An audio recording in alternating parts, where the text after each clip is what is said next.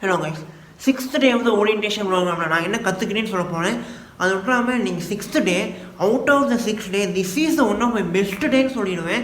ஏன்னா இந்த நாள் அப்புறம் ரொம்ப கான்ஃபிடென்ட்டாக ஃபீல் பண்ணேன். மேபி இந்த பாஸ்ட் 5 டேஸில் கிடைச்ச எக்ஸ்பீரியன்ஸை வச்சோ இல்லை ஒன் ஆஃப் மை ஃப்ரெண்ட் ஒன்று சொன்னால், and this is a place where we can pull out or where we can எக்ஸ்போசராக இருக்க முடியும் அப்படின்னு சொன்னால்.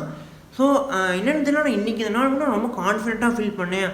அதுக்கப்புறமே இன்றைக்கி இந்த டேயில் நாங்கள் ஃபுல்லாக கேம்ஸ் தான் விளையாடணும். Lot of fun, but it's not about the game.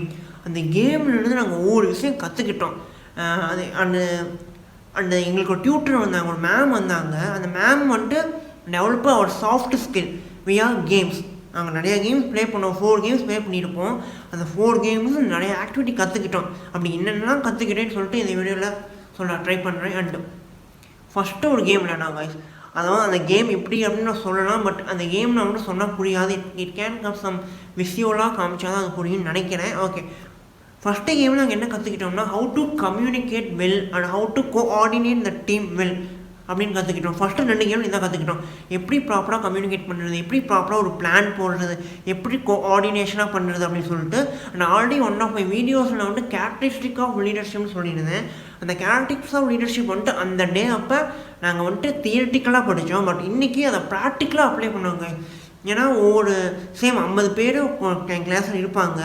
நாங்கள் வந்துட்டு செப்பரேட் டீமாக பிரிஞ்சுக்கிட்டு ஒரு டாஸ்க் கம்ப்ளீட் பண்ணணும். அந்த டாஸ்க் அப்போ எங்கள் டீம்லேருந்து ஆட்டோமேட்டிக்காக ஒரு இண்டிவிஜுவல் வந்துட்டு எங்களுக்கு இன்ஸ்ட்ரக்ஷன் ஆரம்பித்தான். அப்போ என்னென்னா, அதோட ஆட்டோமேட்டிக்காக இன்ஸ்ட்ரக்ஷன் ஆரம்பித்தால he has the ability to be leader.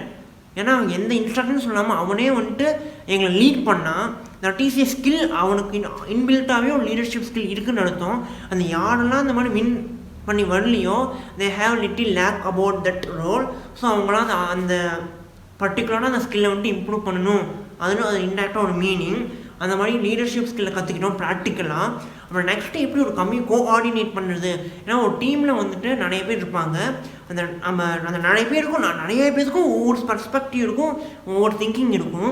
அப்படி அந்த திங்கிங்கில் யார் சொல்கிறது வின் பண்ணணும்னு நினச்சிங்கன்னா, one who speaks loud and one who speak louder stronger and அவனோட ஸ்பீக் தான் எல்லோரும் கேட்பாங்க. அதாவது ஒரு டீமில் இப்போ வந்துட்டு 6 பேர் இருந்தாங்கன்னா 2 பேர் விஷயம் சொல்ல வராங்க. அதில் யாரோட ஸ்பீக் வந்துட்டு லவுடராகவும் இருக்குது, அதே சமயம் ரொம்ப ஸ்ட்ராங்காகவும் இருக்கும். அவன் பேசி தான் எல்லோரும் இன்பில்ட்டாகவே கேட்க ஆரம்பிப்பாங்க.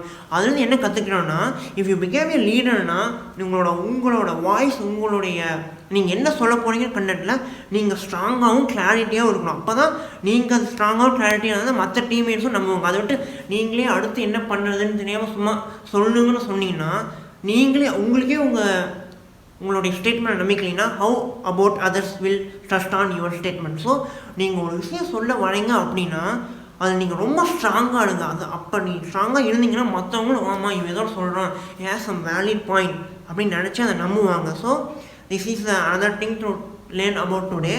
அண்ட் அடுத்து என்ன பண்ணோம்னா, அடுத்த ஒரு சூப்பரான கேம் என்னன்னாங்க, மேக் மணி. அந்த மேக் மணிங்கிற கேமும் ஒரு சூப்பரான கேம்ஸு. பட் அந்த கேமும் இன்ஸ்ட்ரக்ஷன்லாம் உங்களுக்கு சொன்னால் புரியாது. இது விசுவலைஸும் சூப்பராக இருந்துச்சு.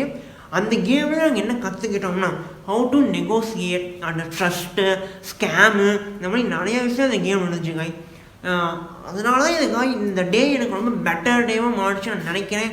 அண்ட் ஸ்டாஃபும் ரொம்ப சூப்பராக வந்துட்டு ஒவ்வொரு கேமாக இருக்கட்டும் சூப்பராக எக்ஸ்ப்ளனேஷன் கொடுத்தாங்க. So this the 6th day is made me a very super and cool day and made me a very self-confident person. And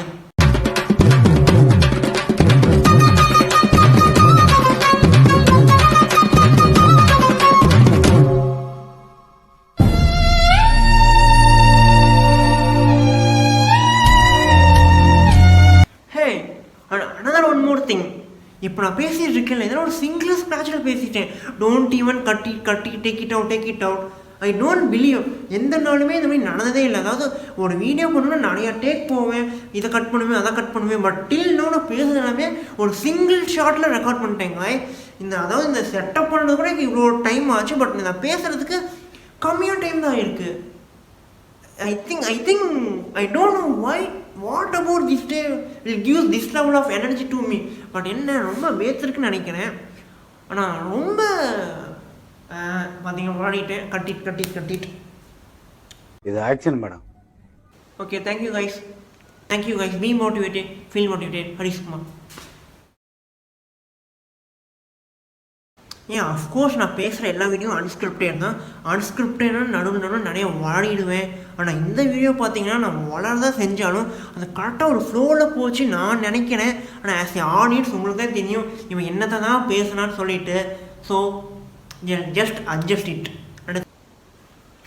உங்களுக்கு இன்னொரு விஷயம் காட்ட போனேன். இதில் நான் கலரை சேஞ்ச் பண்ணி ஒரு டைம் கூட ரிவீல் பண்ணல. பட் இப்போ இந்த வீடியோ நான் கலர் சேஞ்ச் பண்ணி காட்ட போனேன். திஸ் ஓகேவா? This how about this? This is my favorite.